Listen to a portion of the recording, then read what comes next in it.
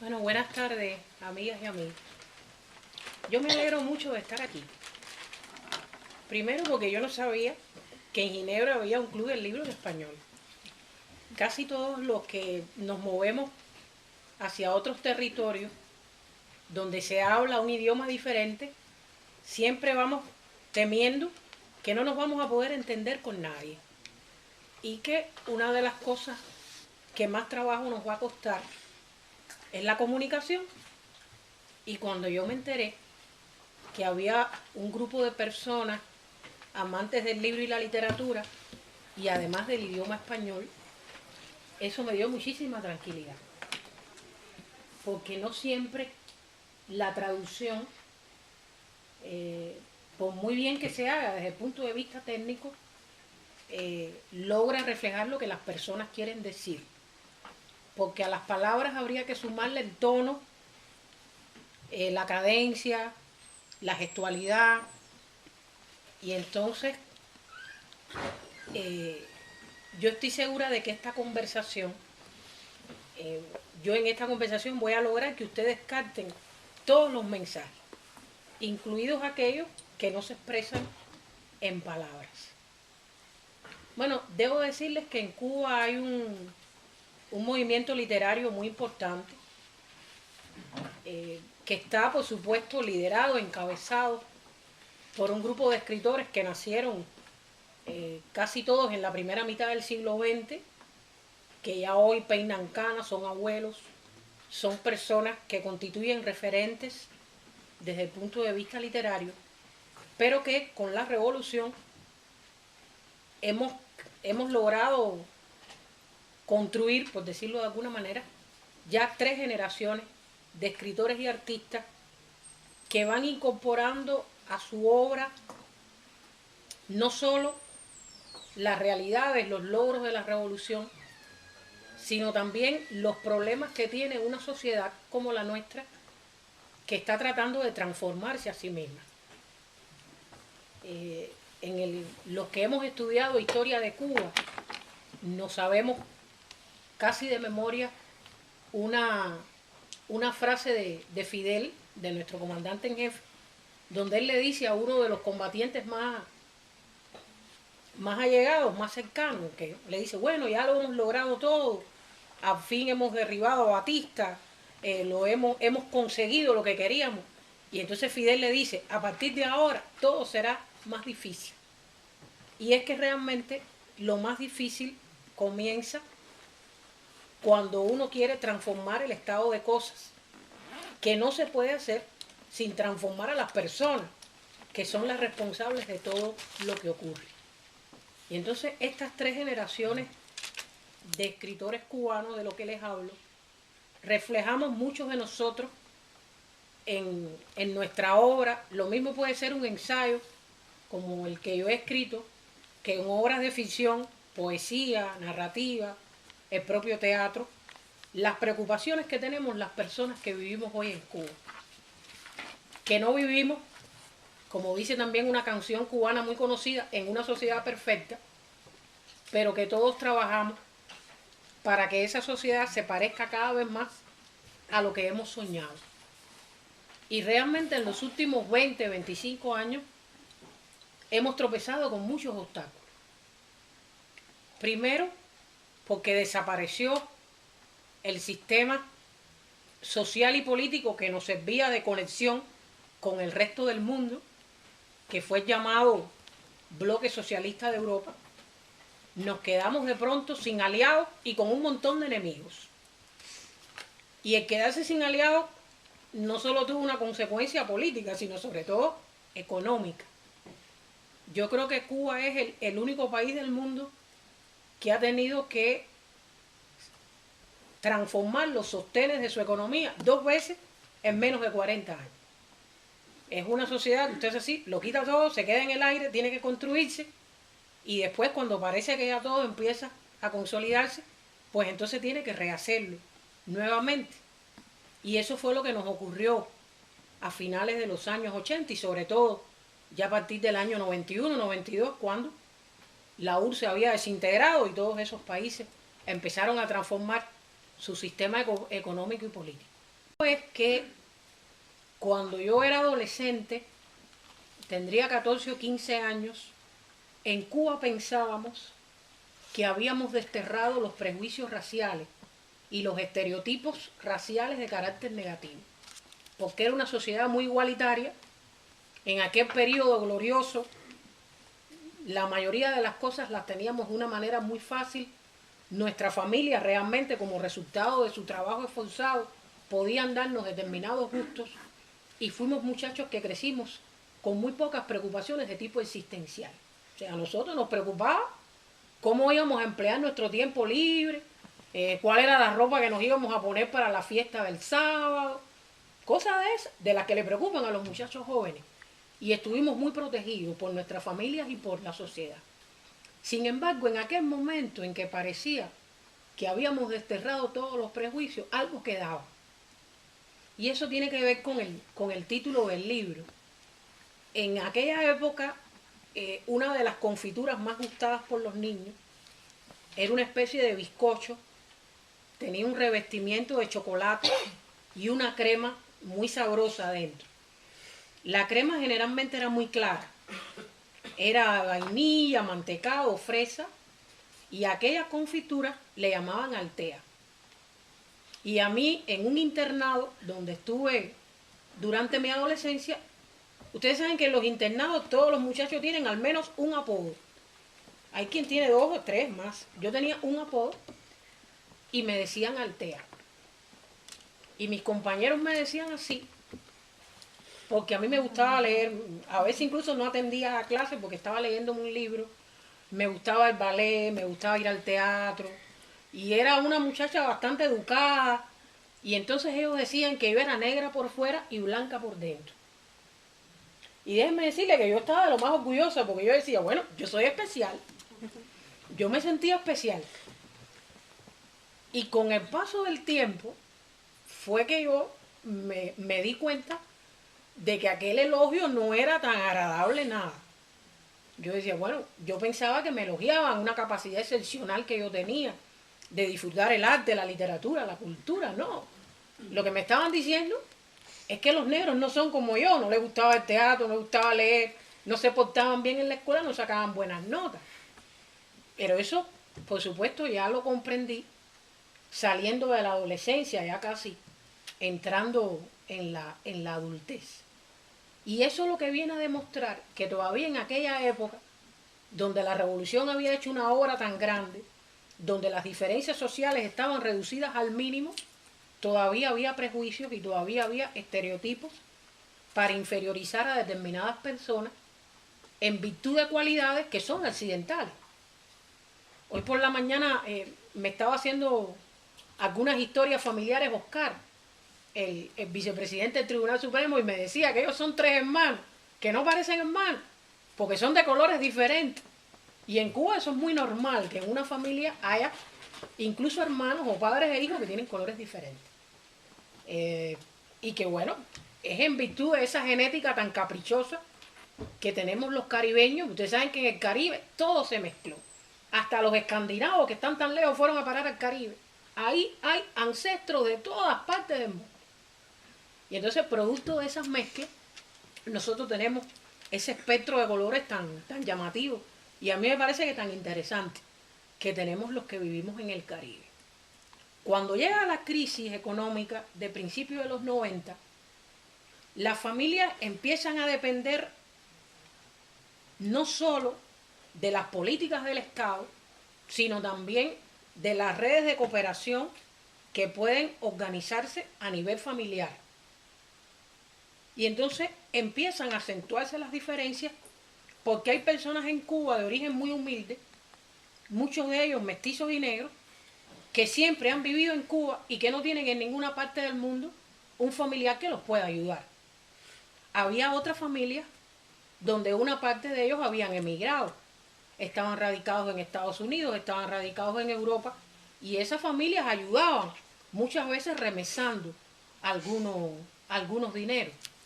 Habían familias con una tradición de estudios desde el periodo del capitalismo que pudieron garantizar que de padres a hijos se fuera transmitiendo un interés por la cultura y una cierta tradición familiar de llegar a la universidad. Hubo otras familias como la mía, que los primeros que nos graduamos en la universidad fue después de la Revolución. En mi familia en el año 59 no había ningún doctor, ningún abogado, ningún periodista, no había nadie. Las personas que por decirlo de alguna manera tenían quizás un estatus familiar o un estatus económico más alto, a lo mejor estaban de ayudante de algún profesional o trabajaban como domésticas en una casa de una familia de mucho dinero y entonces heredando un poco la ropa usada, llevándose esto y aquello, pues lograban dentro de la familia tener determinado estatus, pero nosotros éramos muy pobres realmente. Y solo con la revolución, la generación mía, los que nacimos a finales de los 50, a principios de los 60, empezamos a llegar a la universidad. Nos despreocupamos un poco de la subjetividad de las personas, de la manera en que las personas interpretamos lo que pasa a nuestro alrededor. Y la subjetividad de las personas siguió reproduciendo los estereotipos raciales de carácter negativo y siguió reproduciendo los prejuicios raciales. De muchas maneras. Cuba es una sociedad donde hay altas cotas de penalización social por este tipo de actitudes. O sea, en Cuba no es fácil ofender a una persona públicamente, negarle el acceso a una persona a un espacio social o a un servicio social porque tiene tal color o porque tiene tal origen. Eso casi nunca se hace de forma abierta, primero porque la ley no lo permite y segundo porque el ambiente social censura las discriminaciones. Y entonces las personas que ejercen este tipo de prejuicios empiezan a buscar formas disimuladas, formas sutiles de manifestar sus prejuicios y de ejercer la discriminación.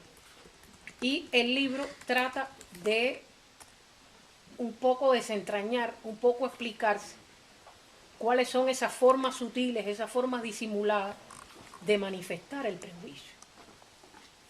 Y trata sobre todo de buscarle una explicación o de ponderar de alguna manera qué peso tiene la cultura en estos asuntos. Porque también, fíjense, hubo un periodo en Cuba de silencio. O sea, a principios de los años 60, casi todos estaban convencidos de que este tipo de problemas se había resuelto.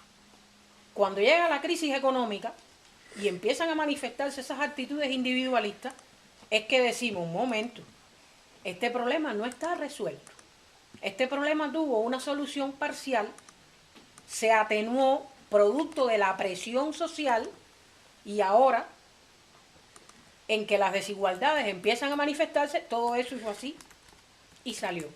Y déjenme decirle que yo notaba una especie de complejo de culpa, pero no solo en las personas que tenían algún tipo de responsabilidad gubernamental, sino en las personas comunes y corrientes.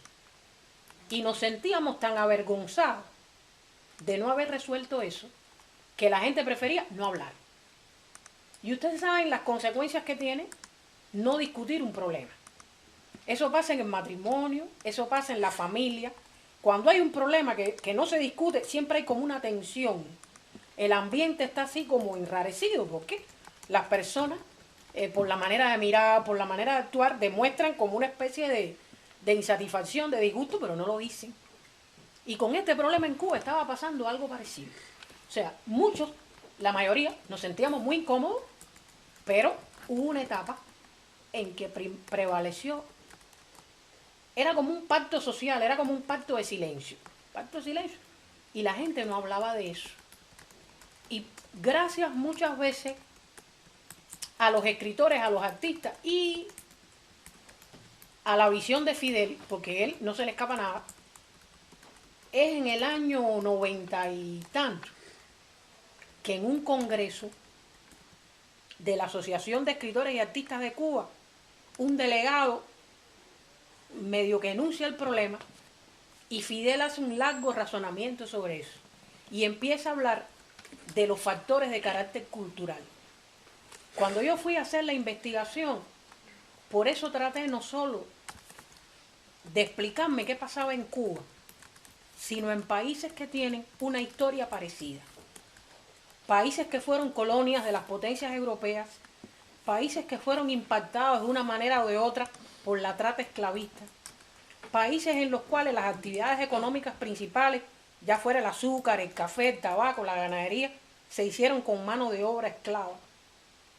Y descubrí muchísimas similitudes que llegan hasta hoy. O sea, los atributos de carácter conductual, las cosas asociadas al comportamiento que se asocian a los colores, son muy parecidas en nuestros países. En Cuba, en Colombia, en Venezuela, en Brasil, en República Dominicana. A veces hasta los chistes, le contaba yo hoy por la mañana a un grupo de compañeros, son parecidos. Porque el chiste, ustedes saben que es una manera de agredir al que es diferente sin que parezca que lo estamos agrediendo. Siempre tendríamos la justificación de decir, no, pero era en broma. Y no era en broma, es una agresión. Lo que pasa es que la estamos disfrazando. En Cuba hubo en los años 80 un refrán que más o menos decía así: si ves un negro con dinero, ¿es músico o es deportista? Porque hubo una época realmente en que los músicos y los deportistas, en aquella época en que estábamos bloqueados casi totalmente, muchos de nuestros mejores embajadores, de los más efectivos, tan buenos así como Anayansi, lo hacían con una guitarra o lo hacían corriendo por una pista. Y entonces realmente muchas de las familias más humildes, más pobres, que llegaron, la revolución los sorprendió siendo muy pobres, encontraron vías de realización de sus hijos a través del arte, de la cultura, del deporte. Pero fíjense, era una manera de decir que los negros nada más servían para eso. Cuando usted va a Brasil, hay un proverbio, en las condiciones de Brasil, quiere decir más o menos lo mismo. Dice, si ves un negro manejando un carro importado, ¿es futbolista o narcotraficante? Bueno, al final es lo mismo. Esta persona no sirve para nada, pero dándole patada a una pelota o traficando droga puede ser que llegue a tener dinero. Y va a la República de Panamá o a Colombia, creo que también tienen eso, y ellos tienen un proverbio que dice, un blanco que corre es atleta, un negro que corre es ladrón. Lo mismo. Y sin embargo son países con historias diferentes, con una lejanía geográfica relativa, e incluso hablando diferente idioma, y uno se da cuenta cómo las diferencias fisonómicas se han codificado de la misma manera. Y cómo las personas que se quieren inferiorizar se hace sobre la base de los mismos criterios. Se le atribuyen a las personas los mismos defectos, porque eso es una construcción que a lo largo de la historia se ha ido gestando y que se ha incorporado a la cultura. O sea, lo más complicado de este tipo de problemas es que las personas no saben que tienen problemas. Yo incluso recuerdo que en un debate en Cuba, los compañeros se empezaron a apasionar y en un momento en que a mí me pareció que ya casi se iban a perder la forma para dirigirse al otro, porque estaban personalizando mucho la discusión. Y entonces yo le decía a un compañero que tenía al lado, es que hay personas que no lo saben. Hay personas que son racistas y no lo saben, porque tienen incorporada culturalmente reacciones, representaciones, maneras de ver las cosas que son racializadas, que consideran que hay personas inferiores, pero no son conscientes de eso. Y lo mismo pasa con las personas homofóbicas, lo mismo pasa con personas xenófobas, tienen como una especie de virus incorporado a su manera de ser. Y hasta que la realidad no los confronta u otra persona le dice, pero oye, estás actuando de tal manera, no se es consciente. Y por eso es que uno, la lucha contra estos problemas, no lo puede convertir en una cruzada personal. Porque el problema no son las personas, es la cultura de la que las personas son portadoras y son las maneras de comportamiento y las formas de pensar que tienen las personas. Y eso es lo que hay que atacar, no a la persona en sí misma. Uno no debe culpabilizar a una persona porque tenga una actitud de inferiorización de otro ser humano. Hay que ver cómo ha vivido, qué le enseñaron, dónde creció, qué maneras de interpretar el mundo esa persona incorporó. Y entonces uno se da cuenta muchas veces de que esa persona es víctima de sus propios prejuicios. Porque no pensemos que los seres humanos disfrutamos eso. Los seres humanos como norma queremos ser buenos, simpáticos, agradables, solidarios. Nadie dice, ay, qué orgulloso soy un sinvergüenza. Nadie dice eso. Todo el mundo quiere ser la mejor persona posible. Y las personas a veces se sienten mal consigo mismas cuando descubren que son capaces de ese tipo de comportamiento y que son capaces de ese tipo de agresión con otro ser humano.